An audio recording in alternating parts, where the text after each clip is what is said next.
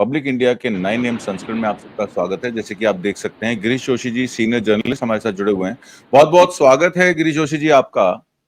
धन्यवाद। और कल आपने मुझे एक एक्सक्लूसिव रिपोर्ट दी जिसके बारे में आज हम चर्चा करेंगे और बहुत ही ये सीरियस मुद्दा है।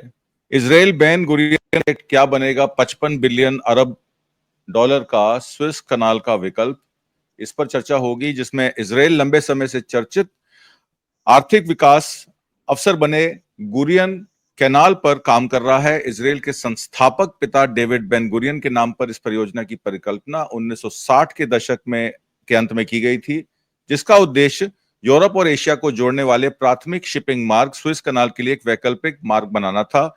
लेकिन अब क्यों और नई परियोजना मौजूदा स्विस कनाल से किस तरह तुलना करेगी और ये भारत उपमहाद्वीप को कैसे प्रभावित करेगा, जिसमें भारत, पाकिस्तान और बांग्लादेश शामिल हैं। गिरीश जोशी जी, पहली टिप्पणी। आत्मा जी देखिए, एक पूरा वर्ल्ड सिनेरियो जो है वो बहुत ही तेजी से बदलता चला जा रहा है। आप देखिए, ट्रंप का जो ओरिजिनल प्रोग्राम था कि उसको ये बताना था कि वो विश्व गुरु है, उसने पहले बता दिया रशिया यूक्रेन का वॉर मैं रुकवा दूंगा 24 घंटे में, वो हो नहीं पाया। फिर इसने बोला मैं इजराइल और ये रुकवा दूंगा पैलेस्टाइन, वो भी वो कर नहीं पाया। फिर उसने अल्टीमेटली एक इंस्ट्रूमेंट यूज कर लिया, वो इंडिया पाकिस्तान का, और उसमें वो कुछ हद तक वो सक्सेसफुल हो गया। उसने धोखा ही करा है, वो हम जानते हैं। लेकिन अभी आप बेसिक समझ लीजिए तो इनका अमेरिका का एक ये इनहेरेंट नेचर है कि वो आपके साथ पहले दोस्ती करेगा, फिर आप ही की कब्र खोद देगा, और वो इतना लेट हो जाता है कि आपको समझ में नहीं आता है। 2 दिन से फॉरेन पे आ रहा है कि Netanyahu is very unhappy with Trump. वो समझ गया कि ये गेम क्या है। अभी आप एक चीज देखिए, अभी जो आपने जैसे बोला कि David Ben Gurion was and first prime minister of Israel. अब उसको, वो पोलैंड का था और उसको प्रेसिडेंट उस टाइम पे थे हैरी ट्रूमैन, वो इसको भेजते हैं डेलिबरेटली इनटू पैलेस्टाइनियन एरिया। यहां से ये खत्म होता है, शुरू होता है ये डिस्प्यूट करना। इजराइल वहां पे आता है, उसको पूरा फंडिंग अमेरिका करता है, एक बड़ा पावरफुल लेबोरेटरी वहां पे बनाते हैं कि जो भी काम करना है वो इजराइल करेगा, फंडिंग उसको करेगा। वो आज तक ये चलता आ रहा था। फिर जब डिस्प्यूट बढ़े, गल्फ में इसके बॉयकॉट लगने लगे, तो आप देखिए 78 में जिमी कार्टर और अपने इजिप्ट के जो थे अनवर सदात, उनके पीस में भी इन्होंने पीस अकॉर्ड करवाया था। लेकिन जब वो अपना जब बहुत ही ज्यादा एट्रोसिटी बढ़ गई तो इंटरनेशनल कोर्ट ऑफ जस्टिस में अनवर सदात चले गए, तो यहाँ से इजराइल का भी रिलेशन खराब हो गया। अब करना क्या है इनको? ये पहले पनामा कैनल लेने की कोशिश कर रहे थे, वो कहीं डिस्प्यूटेड है, वो शायद उनको मिल नहीं रहा है। और वो नहीं मिलेगा, उसका रीजन है कि पहले अमेरिका को कोई चैलेंज करने वाला नहीं था। अभी उसके सामने रशिया, चाइना, और आपने जो 20 साल से उनकी इकोनॉमी को खत्म करने की कोशिश करी, लेकिन आपने ये देखा नहीं कि चाइना अपने आप को एक सेक्टर में बहुत ही ज्यादा पावरफुल करता जा रहा था, that was supplying of electronic goods, chips manufacturing, automobile. तो उनको ऐसे लगा कि चाइना इसमें क्या कर लेगा, लेकिन जब कॉस्ट कटिंग की बात आई तो दे वर नोवर नियर बाय। जैसे ही आपने टेस्ला लॉन्च करी, उसने BYD लॉन्च कर दिया। आपने जैसा ही ओपन एआई लॉन्च करा, उसने डीप सीक लॉन्च कर दिया। मतलब he is prepared with all the ammunitions in all the sector. लेकिन धीरे से रह के उसको अब एक ही काम करना था, वो ब्रिक्स की सीरियसनेस समझ रहा था कि भाई ब्रिक्स का फैलाव इतना ज्यादा होता चला जा रहा है कि इसको कैसे रोके, क्योंकि बेसिक इकोनॉमी अमेरिका की सिर्फ वेपन्स पे चल रही थी। उसने अपने आप को बड़ा कंज्यूमर बनाने के लिए उसने सिर्फ वेपन इंडस्ट्री रखी, और वो 100 साल से चल रहा था। आपके पास आएगा, आपको पड़ोसी से डराएगा, फिर आपको बोलेगा मैं यहाँ अपना नेवल बेस बनाता हूँ, मैं आपको प्रोटेक्ट करूंगा, आप पैसा दो। ये पूरी दुनिया में इसने एक चौकियां खोल के रखी थी पुलिस की, उससे वो पैसा आपसे लेता था। Now things have change. सबसे सीरियस अरेंजमेंट है कि अफ्रीका से पूरे यूरोपियन और अमेरिकन की इनकम लाइन कट गई। अब सारे अफ्रीका में एक अलग जाग चुका है कि भाई we want to use our resources, we will become rich, क्योंकि वो पढ़ लिख गए। यही हालत उन्होंने पहले गल्फ में कोशिश करी थी, लेकिन बिकॉज वो शेख ज्यादा होशियार थे, वो बाहर पढ़े लिखे थे, तो Dubai and these people did not allow them to enter into 100%, तो वहां पे ये समझ गए। अब आप इनकी चाल देखिए, जब से ये शुरू हुआ है, इन्होंने पहले पैलेस्टाइन में से हमास को अलग किया, पैलेस्टाइन के एरिया छोड़ के हमास को इन्होंने गाजा में भेज दिया। अब हमास का रोल पूरा हो गया, वो भी बोल रहे हैं कि इसको खत्म करो। सीरिया में इन्होंने जो रशियन टिल्टिंग जो गवर्नमेंट थी असाद की, उसको इन्होंने खत्म करा। अब ये उस पर पूरा कब्जा लेने का ये पूरा एक सिस्टम समझना पड़ेगा। फिर वही आतंकवादी जिसपे अमेरिका ने $10 मिलियन का जुरानी पे जो इन्होंने अवार्ड दिया था, आज उसके साथ बैठ के ही डजंट हेजिटेट, क्योंकि वो बेसिकली बिजनेसमैन है। अब ये जो आप बोल रहे हो, ये बेन गुरियन कैनाल जो बन रहा है, इसको इनिशियली इन लोगों ने पहले ही से कोशिश करी थी 1948 से, लेकिन उसमें यह था कि उनको कम से कम 520 एटॉमिक वहां पे न्यूक्लियर बम फोड़ने थे, which was almost about two tons each. बाद में वहां पे एक हल्ला गुल्ला हुआ कि नहीं इसमें रेडियो एक्टिव मटेरियल आएगा, तो अरब कंट्रीज वगैरह ने ऑब्जेक्शन लिया, तो वो एबेंडेंस में रह गया। लेकिन अभी क्योंकि टेक्नोलॉजी एडवांस हो गई है, Israel has taken that responsibility कि वो ये बना देगा।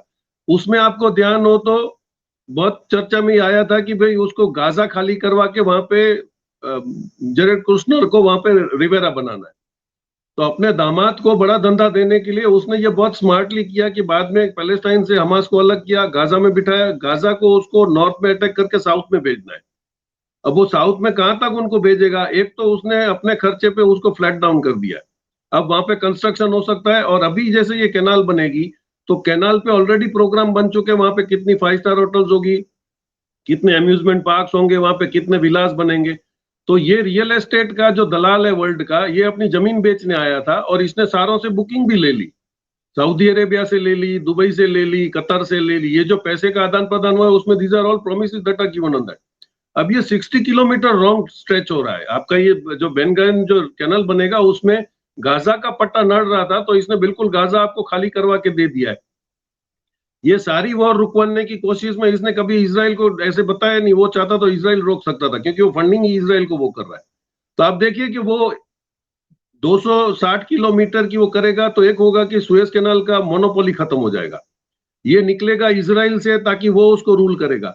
लेकिन ये अकॉर्ड जो हुआ है उसमें अनऑफिशियल ऐसा मैसेज आ रहा है कि इन्होंने बोल दिया कि भाई इसराइल को कंटेन करके रखो तो हम इन्वेस्टमेंट करेंगे, क्या पता कल इसराइल हमको भी परेशान करने लगे।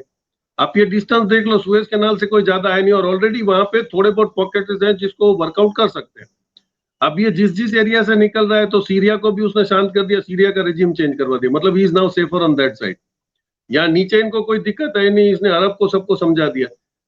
तो ये बिल्कुल एक नया डेवलपमेंट हो रहा है। अमेरिका अपने आप को कैसे सेपरेट कर रहा है, लेकिन पावरफुल रहने की कोशिश कर रहा है। लेटेस्ट आप देखिए वो पाकिस्तान में आता है। अब उसने वो WLFI जो वर्ल्ड लिबर्टी फाइनेंस कंपनी है, उसका पाकिस्तान क्रिप्टो काउंसिल के साथ वो टाइप कर रहा है, जिसमें उसके बच्चे के 60% पार्टनर है। तो ये 2 नंबर का फाइनेंस भी कैसे अरेंज हो, ताकि उसको डिस्टर्बेंस के लिए पाकिस्तान और पॉकेट उसने बना लिया है, उसको पैसे आते रहेंगे, वो इसे डिस्टर्ब करता रहेगा, क्योंकि आज नहीं तो कल हमारी मजबूरी ये होगी कि हम लोग ब्रिक्स में जाके ही हमको बैठना पड़ेगा। नाउ वी आर नोवेयर, हम तो कहीं है ही नहीं। पूरा वर्ल्ड अपना अपना फाइनेंशियल अरेंजमेंट चेंज कर रहा है, हम तो अभी भी इसी में पड़े हैं कि भाई कितने राफेल गिरे, नहीं गिरे, किसने गद्दारी करी, किसने बोला उसको जेल में डाल दो, आपको बिहार इलेक्शन कैसे जीतना है उसका कैसे। हम लोग इसीलिए पीछे रह जाएंगे कि हम लोगों ने न चाइना का डेवलपमेंट फॉलो किया, न रशिया की हमने बात मानी। हम लोग ने अड़ोस पड़ोस में डायरेक्ट नेतन्याहू बनने के चक्कर में हमने सबसे दुश्मनी करी, हमने डरा है, लेकिन कोई डरा नहीं। तो आई थिंक वो इजरायली फॉर्मूला खत्म हो रहा है। और अभी आप ऑक्सफोर्ड का एक रिपोर्ट आया है बाकायदा, उसमें लिखा है कि 65% of Israelis are into depression, और most of the experts have already left Israel. तो इसका ये भी एक गेम हो गया कि एंड में नेतन्याहू अकेला रहेगा, इजराइल में people have started walking out. तो इन्होंने हमास खत्म कर दिया, पैलेस्टाइन को वो समझा लेंगे, क्योंकि वो अरब कंट्रीज अगर वहां इन्वेस्ट करेंगे तो ऑटोमेटिकली पैलेस्टाइन वहां पे डिस्टर्बेंस बंद कर देगा। तो बहुत बड़ी एक वर्ल्ड गेम चल रही है, जिसमें हम लोग अगर हमारे में वो कुएं में मेंढक की तरह पड़े रहेंगे, तो I think we will be lost in this. तो आई डोंट नो व्हाट हमारे वहां से वो कोई स्टेट, अभी भी वो जो स्टेटमेंट दे रहे हैं कि वो वॉर में उसने वार्निंग दिया था, फिर इस जयशंकर ने गलती कर दी, वी आर स्टिल डिस्कसिंग। हमको यही पता नहीं कि दुनिया पूरी उलट पुलट हो रही है वेस्ट में। जी बिल्कुल। मैं आपको इस एयरपोर्ट के इस कैनाल सिस्टम के बारे में थोड़ी सी दर्शकों को बता दूं कि बेन गुरियन कैनाल नेगेव रेगिस्तान के माध्यम से एक कनाल बनाने के लिए प्रस्तावित इजरायली पहल है, जो लाल सागर अकाबा की खाड़ी को भूमध्य सागर से जोड़ती है। इसका उद्देश्य मिस्र की सुएज कनाल को टक्कर देना है, जो वर्तमान में यूरोप और एशिया के बीच में समुद्री व्यापार का सब रास्ता है। हालांकि ये परियोजना अपनी उच्च लागत, रसद चुनौतियों और भू राजनीतिक जटिलताओं के कारण काफी हद तक सैद्धांतिक बनी हुई है, लेकिन इसके संभावित रूप होने से भारतीय उपमहाद्वीप विशेष रूप से भारत, पाकिस्तान और बांग्लादेश के लिए महत्वपूर्ण प्रभाव पड़ सकते हैं। इसमें मिस्र का जिक्र आया। मिस्र ब्रिक्स का मेंबर है, चाइना ब्रिक्स का मेंबर है, रशिया ब्रिक्स का मेंबर है। मिस्र के सुएज कनाल को डायरेक्ट ये टारगेट कर रहा है, और इजराइल जियोनिस्ट फोर्सेस जो हैं वो अमेरिका के साथ मिलकर ब्रिक्स को खत्म करने की पूरी कवायद कर रही हैं। क्या भारत की विदेश नीति या भारत के विदेश मंत्री को ये समझ में नहीं आ रहा है कि मिस्र के अगेंस्ट आप खड़े होंगे, सुएज कनाल के आप खिलाफ खड़े होंगे, इजराइल के साथ होंगे, ऑफसेट कॉन्ट्रैक्ट्स लेके? आपको याद होगा कि जब ये आपके राष्ट्रपति डोनाल्ड ट्रंप जब मिडिल ईस्ट के ट्रिप पर थे तो 600 बिलियन के एक इकोनॉमिक कोऑपरेशन एग्रीमेंट करते हैं वो सऊदी अरेबिया के साथ, और वेपन्स व्यापार करते हैं। 200 बिलियन की वो डील करते हैं 160 बोइंग एयरक्राफ्ट्स कतर को बेचने की। 1.2 ट्रिलियन के और एग्रीमेंट्स करते हैं कतर के साथ, और फाइनली वो इजराइल स्टेट को एक्सेप्ट कर लेते हैं। और उधर गाजा पर उसी दिन बॉम्ब गिरता है, कतर में जब उनकी मीटिंग हो रही होती, गाजा में बॉम्ब गिरता है, 100 से ज्यादा लोग मारे जाते हैं। चाइना 2020-21 से वहां पर जो है रसद भेज रहा है, 66,000 परिवारों को रसद भेजना, उनको कैश इंसेंटिव देना, उनको खाना भेजना, और इजराइल ने टोटल ब्लॉकेट किया हुआ है। ना वो खाना जाने दे रहा है, ना दवाइयां जाने दे रहा है, ना पानी जाने दे रहा है, उनको वहां से फ्लश आउट कर रहा है। एक तरीके का जेनोसाइड हो रहा है। भारत हमेशा जेनोसाइड के खिलाफ रहा है। इस दफा हमारी जो विदेश नीति है, भारत का जो रुख है, वो जेनोसाइड के पक्ष में है। इसको भारत की जनता या भारत की जो हमारी छवि है विश्व में, वो बिल्कुल तहस महस हो रही है। इस पर आपका क्या कहना है? और ब्रिक्स के मिस्र के साथ, इजिप्ट के साथ पंगा लेकर क्या भारत अपना नुकसान खुद कर रहा है, अपने पैरों पे कुल्हाड़ी मार रहा है? मैंने वही बताया, इजिप्ट आप देखिए, इजिप्ट ने अपना रवैया वहां पे कैंप डेविड एकॉर्ड ऑलरेडी 1978 में जिमी कार्टर और असद के बीच में हुआ था। उसमें यही था कि वो पीस करेंगे। वो धीरे धीरे सबको एक एक को अलग से एकॉर्ड करके डाल रहे थे कि भाई उसमें इजराइल को कैसे प्रोटेक्ट किया जाए। पीस पैक्ट होने करा, लेकिन जेनोसाइड के खिलाफ इमीडिएटली इजिप्ट ने वो पैक्ट होने के बावजूद वो international court of crime court में चला गया कि भाई ये गलत हो रहा है, आई एम नॉट। तो यहाँ से इजराइल की नाराजगी शुरू हुई, क्योंकि इजराइल की पब्लिक ने वहां पे इतना अल्लाह गुल्ला कर दिया कि भाई ये जेनोसाइड को आप सपोर्ट करते हो, ऐसा कोई अकॉर्ड होता नहीं है। उसके बाद देखिए बिल्कुल शांति से जाके 2020 सितंबर 2020 में अब्राहम अकॉर्ड करता है ट्रंप। वो भी एक पीस अकॉर्ड था, उसमें यही सिस्टम था, लेकिन उसके पीछे जो डीप गेम थी वो अभी आपको समझ में आ रही है कि अब्राहम अकॉर्ड में सबका पीस में, उसमें तो even Dubai everybody they had sign. लेकिन मैं ये समझता हूं कि उस टाइम पे हम लोगों को भी ये लालच दी गई होगी कि भाई ये हम लोग जो नया बना रहे हैं बेन गोरियन कैनाल, उसमें आपको भी वो लाभ मिलेगा, लेकिन हम लोग उस चक्कर में पड़े गए तो चाइना से हमने नाराजगी सम्मत कर ली। अब अमेरिका कहीं पर भी डिस्टर्बेंस कर सकता है, उसके लिए अभी आर्टिक शिपिंग रूट शुरू कर दिया फ्रॉम रशिया टू कनाडा, वो यूरोप तक जाएगा। वो कम से कम $15,000 का उसमें सेविंग हो रहा है, क्योंकि आपका 7 दिन बच रहा है। वो पॉसिबल नहीं था क्योंकि वो आर्टिक सर्कल तो मैक्सिमम टाइम उसमें आइस रहता था। अभी रशिया ने 2 अपने न्यूक्लियर शिप्स बना लिए which can be there for years together, और वो बाकायदा आपको रूट खोल के देंगे। उसमें कनाडा ने अपने 6 पार्ट पोर्ट बनाने को शुरू कर दिया कि कनाडा को वहां पे बहुत बड़ी इनकम मिल जाएगी, क्योंकि उसी की मोनोपोली होगी, पूरे रूट में 80% पासिस थ्रू कनाडा। तो कनाडा भी वहां पे अपना बिजनेस देख रहा है। और एक बार आप समझ लो कि आपका सुएज वैसे भी तो यूजलेस हो जाएगा एक बार अगर आपका ये रूट हो जाता है। तो आर्टिक शिपिंग रूट एक चैलेंज हो गया। Japan is agree to use that, Japan उसमें इन्वेस्टमेंट करने की कोशिश कर रहा है। अभी आप देखिए तो एक रिपोर्ट आ रहा था विद फोटोग्राफ्स की, चाइना ने पैलेस्टाइन में एड भेजी थी। उसने आपको इनडायरेक्टली मैसेज दे दिया, उनके प्लेन जो थे they have dropped aid in Palestine, humanitarian, और उसमें किसी की हिम्मत नहीं पड़ी कि उसके प्लेन को वो चैलेंज कर सके। तो उसने इनडायरेक्टली सबको अपना तख्ता दिखा दिया कि भाई आई एम वेरी पावरफुल, आप एक बार मेरे प्लेन को नड़ के आप देख लो। That not happened. इसका मतलब ये है कि those countries have accepted the dominance of China, लेकिन क्योंकि हमने बोला था कि वो जगह दबा के बैठ गया है, वो उसको लाल आंख दिखानी चाहिए। Now this is coming against us. अभी अगर हम उससे दोस्ती करेंगे तो आपका वोट कट जाएगा, लेकिन आप सीक्रेटली तो कर ही रहे हो। आपका 2 साल से जो ड्राइवरलेस मेट्रो का प्रोजेक्ट था बैंगलोर में, वो that was first in India. आपने वीजाज बंद करे, वो इंजीनियर आए नहीं, आपका प्रोडक्ट और कोई उसको कर ही नहीं पाया। आपने फिर जबरदस्ती 21 इंजीनियरों को चाइना से बुलाया और अभी आप उसको स्टार्ट कर रहे हो। आज भी आपको टेक्निकली वो हेल्प कर रहा है, लेकिन अमेरिका ने बहुत ही अच्छा एक सेबोटेजिंग कर लिया कि उसने हम दोनों को लड़ा के सबके अपने अपने एडवर्टाइजमेंट करने का और किसको उसको रूट करना है वो उसके वहां से चल रहा है कि भाई ये तो F-16 नहीं चला, अभी वो DRDO वाले ले गए, और कंट्रीज भी मांग रहे हैं कि भाई BF-16, तो उसमें भी एडवर्टाइजमेंट तो आप चाइनीज मिसाइल का ही कर रहे हो, PL-15 का।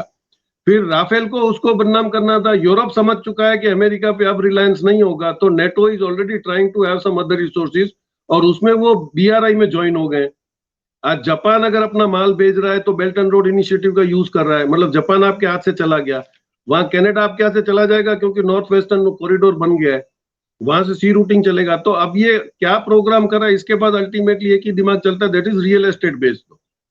अब रियल एस्टेट आप पैसा इन्वेस्ट कर रहे हो, वो बहुत ही वनरेबल एरिया में है, क्योंकि इजराइल अभी खत्म नहीं हुआ है, लेकिन नेतन्याहू ये समझ गया है कि जैसे हमास को इन्होंने खत्म करा, अमेरिका का सुपारी हमास ने लिया, हमास को वो खत्म करेगा, हुतीज का सुपारी इजराइल ने लिया, आज भी वो बम्बार्डिंग कर रहा है। ईरान शांति से बैठ के देख रहा है। Now the biggest player in this game will be Israel, जिसको हमको नजर रखनी पड़ेगी। तो क्रिप्टो करेंसी के लिए वो इकोनॉमिक डोमिनेंस ला रहा है, वो उसको कैप्चर, तो वो क्या क्या गेम कर रहा है इस पे हमको ध्यान देना है, न बजाय कि हम अपने इंटरनल पॉलिटिक्स में पड़े। आपने क्रिप्टो करेंसी की बात की। President Donald Trump crypto currency के खिलाफ थे जब उन्होंने शपथ ली, और उसके बाद वो लगातार क्रिप्टो करेंसी लॉन्च कर रहे हैं, कभी अपने नाम से, कभी अपनी वाइफ के नाम से, अपने ट्रंप टावर्स के नाम से। ये बड़ा विचित्र मामला है। इजिप्ट का स्वेज कनाल जो है वो करंटली टोल रेवेन्यू जनरेट करता है $9.4 बिलियन 2022-23 में।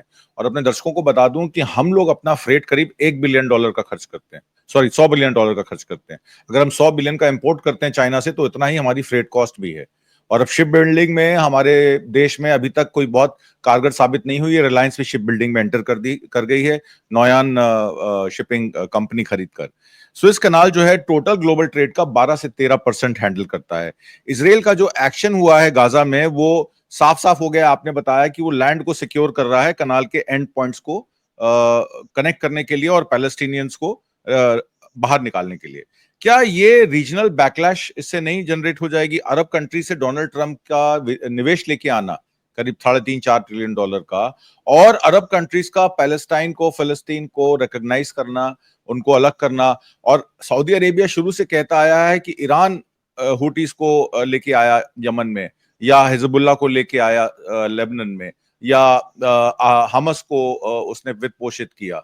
हालांकि इसके विपरीत बात होती है कई बार, क्योंकि कतर भी इसमें शामिल है हमस और हुतीस को सपोर्ट करने के लिए। हिजबुल्लाह के जो याया को मारा गया, वो अमेरिकन पॉलिसी के तहत इनका काम खत्म हो गया था। तो अब धीरे धीरे आपने देखा कि हमस ने कैसे जो विदेशी नागरिक हैं, अमेरिकन नागरिक हैं, उसमें एक लड़के को अभी आज या कल में छोड़ने वाले हैं, तो 23 लोगों को वो छोड़ने के लिए तैयार भी हो गए हैं और विड्रॉ करने को तैयार हो गए हैं।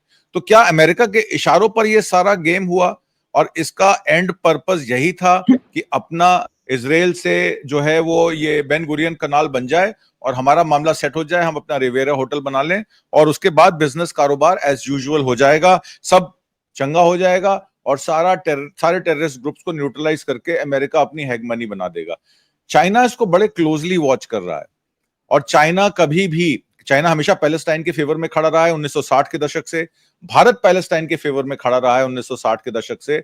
सडनली 11 साल पहले मोदी सरकार आती है और ये सारा कुछ तहस महस हो जाता है। ऑफसेट कॉन्ट्रैक्ट के थ्रू हम उनके वेपन्स बना के उनको बेच रहे हैं। अदानी डिफेंस एल्बिट प्रोक्योरमेंट में अपने ड्रोन्स बना रहा है। तो ये जो अब पाकिस्तान भारत का युद्ध शुरू हो गया, ये कह रहे हैं कि ये न्यू नॉर्मल है, और इसका आगाज जो है रेलवे की टिकटों पे भी हो गया, ऑपरेशन सिंदूर, यही है न्यू नॉर्मल। तो मैं आपसे ये न्यू नॉर्मल समझना चाहता हूं कि भारत के लिए ये न्यू नॉर्मल या न्यू अब नॉर्मल कितना कारगर या कितना घातक साबित हो सकता है?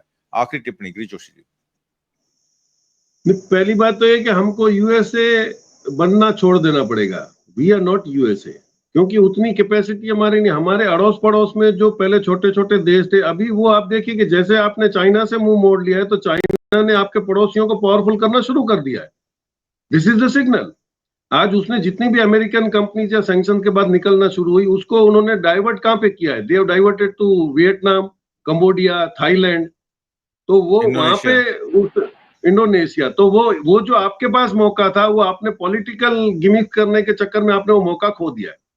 आप अपने रूटीन चेंज कर नहीं पा रहे हो। आपका कितने भी आप इकोनॉमिक फोरम्स में एक्सपर्ट्स को सुनो तो बोलते हैं कि इंडिया में इन्वेस्टमेंट नहीं आ रहा है। उसका एक ही रीजन है, the wrong policies and corruption. अब आप तो आए इस बेस पे थे कि मैं जीरो करप्शन पे टॉलरेंस करूंगा। करप्शन तो आपका 100 गुना बढ़ गया है। तो अगर ईज टू डू बिजनेस नहीं होगा, खाली पेपर पे नहीं होता है। आपने देखिए, और बड़े बड़े रिफॉर्म्स आपको पता नहीं कौन एडवाइस कर रहा था कि आपने बोल दिया कि अभी मैं नो फेस कांटेक्ट कर दूंगा, जीरो फेस। आपके 1-to-1 मीटिंग आप तो सब ऑनलाइन करो।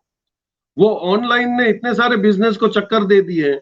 एक एग्जांपल आपको सीधा सा समझा दूं कि जो पे एक अभी टिम्बर एक मटेरियल है जो मलेशिया, कोंगो, ये ऐसे सब जगह से आता था। क्योंकि हमारे एरिया में कच्छ में वो फॉरेस्ट नहीं था, तो वो फॉरेस्ट एनओसी का चक्कर नहीं था, तो इन लोगों ने कांडला पोर्ट को क्वालिफाई करा दिया कि भाई टिम्बर वहां पे आएगा।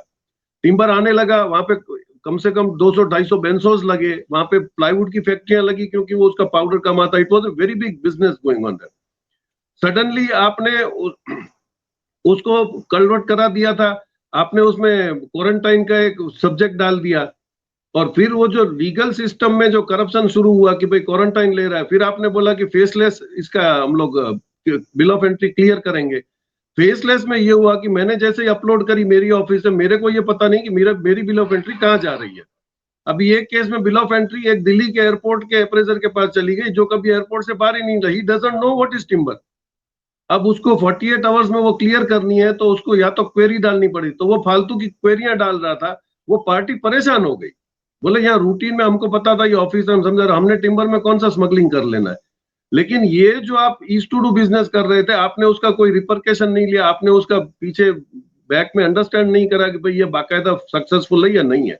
तो we are not ready to change the reforms. हमने जो बोल दिया वो बोल दिया, आपने वो करना है, और चाहे बोले उसमें टेक्निकल डिफिकल्टी हो। तो कोई भी कंपनी जो इंडिया में इन्वेस्टमेंट करने आएगी वो पहले ड्यू डिलीजेंस करवाती है। टीसीएस का सबसे बड़ा काम ही है कि वो किसी भी बिजनेस का आपको ड्यू डिलीजेंस करके देता है। There is never a positive report on that, क्योंकि आपका पावर फैक्ट्री आपको किल करता है, आपका ट्रांसपोर्ट आपका किल करता है। आज चाइना में और यहाँ पे देखिए तो ट्रांसपोर्टेशन का कॉस्ट इतना लो रखा गया है कि उसकी मैक्सिमम कॉस्ट नहीं जा रही है। चाइना में आपको फैक्ट्री शुरू करनी है तो आपको लीज पे गवर्नमेंट की लैंड मिलती है। यहाँ तो अगर मैंने 10 करोड़ का प्रोजेक्ट डाला तो 2 करोड़ की तो मेरी लैंड में इन्वेस्टमेंट हो जाती है, which is a dead investment. तो ये सब रिफॉर्म्स अगर हम करने के बगैर हम बोलेंगे हम विश्व गुरु बन जाएंगे, हम अड़ोसी पड़ोसी से रिलेशन अच्छा नहीं रखेंगे, और लास्ट नेल इन द अभी अमेरिका ने वॉर शुरू करवा, अमेरिकन बंद करे, लेकिन हम खुल के उस पर बात करने को रेडी नहीं है कि भाई थर्ड पार्टी हमको आके अगर झगड़ा करवा देगी। आप वहां से शेख हसीना ने जब वार्निंग दी थी कि भाई मेरा रेजिम चेंज हो रहा है, तो उसी वक्त हमको एक्टिव हो जाना चाहिए था। वो हमने नहीं करा, उसका भी हम खामियाजा भुगत रहे हैं। तो what is our planning in the future, हमने क्या किसी से एडवाइस लेके कुछ आगे करना है कि नहीं करना है। लेकिन ये जो फाइनेंस जियोपॉलिटिकल और इकोनॉमिक पॉलिटिकल जो सिचुएशन चेंज हो रही है, इसमें अगर हम साथ नहीं चल पड़े तो I think we will be left alone. बिल्कुल ठीक कहा आपने। गाजा की जो लोकेशन है वो प्रोन है सिक्योरिटी रिस्क की वजह से। हमस ने रॉकेट अभी हूतीस ने अटैक किया था बेन गुरियन एयरपोर्ट पे, आपको याद होगा, लेटेस्ट अभी 2025 की बात बता रहा हूं, 2 महीने पहले की। चाइना पाकिस्तान और बांग्लादेश में मेजर इन्वेस्टर है। इजिप्ट के सुएज कनाल में भी एक मेजर इन्वेस्टमेंट उसकी है। गवादर पोर्ट के बीआरआई को यह डायरेक्ट हर्ट करता है। तो एक तरह से आप चाइना से पंगा ले रहे हैं।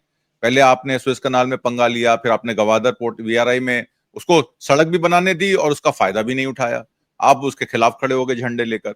तो एक तरीके से यह बेवकूफी है कि आप अपनी फौजों को तो रिट्रैक्ट करा रहे हैं। वो अरुणाचल में 22 गांव 90, अब कह रहे हैं कि 90 गांव बन गए हैं, उनके नाम दे दिए हैं, 2 काउंटीज बना दी हैं उन्होंने वहां पे। वहां हम उनको लाल आंख नहीं दिखा पा रहे हैं। तो ये बेन गुरियन कनाल जो है ये एक थ्रेट बन जाएगा चाइना के गवादर पोर्ट के लिए भी और सुएज कनाल के लिए भी। और इजिप्ट ब्रिक्स का मेंबर है और आप ब्रिक्स का आई हैं, और ब्लाइंड आई आप टर्न कर रहे हैं ब्रिक्स की आई पर, और उधर अमेरिका आपका इस्तेमाल कर रहा है। आपने बिल्कुल ठीक कहा, शिमला समझौते के तहत अमेरिका का क्या काम, मेरे अंगने में तुम्हारा क्या काम है, तुम इस तरीके की हरकतें क्यों कर रहे हो। तुमने पहले एस्केलेशन की, फिर उसके बाद पाकिस्तान को भी कहा जो आपको जवाबी कार्रवाई करनी है कर लीजिए। उसमें क्या नुकसान हुआ, क्या फायदा हुआ, अभी तो उसका आकलन होना है कि क्या हमारे विमान गिरे या हमने जो टारगेट किए थे वो हमारा सक्सेसफुल हुआ। अभी तक इसकी क्लैरिटी नहीं आई है। इंटरनेशनल बाजारों में तो कुछ और ही कहा जा रहा है, और जो भी इसकी बात करने लगता है उसको आप जेल में डाल देते हैं। तो एक तरीके से अघोषित इमरजेंसी आपने डिक्लेयर कर रखी है। इससे देश नहीं चलेगा। देश में पारदर्शिता और विकास के कार्यों को आपको चिन्हित करना पड़ेगा और एक सेट पॉलिसी के तहत चलना पड़ेगा। नहीं तो आपका जो इंटरनल मिनिस्ट्री है, होम मिनिस्ट्री है, फॉरेन मिनिस्ट्री है, ये सब धीरे धीरे एक एक करके like a pack of 9 pins गिरती जाएंगी। आज की परिचर्चा में भाग लेने के लिए और बहुत सारी महत्वपूर्ण जानकारियां देने के लिए गिरीश जोशी जी आपका बहुत बहुत धन्यवाद। नमस्कार, जय हिंद।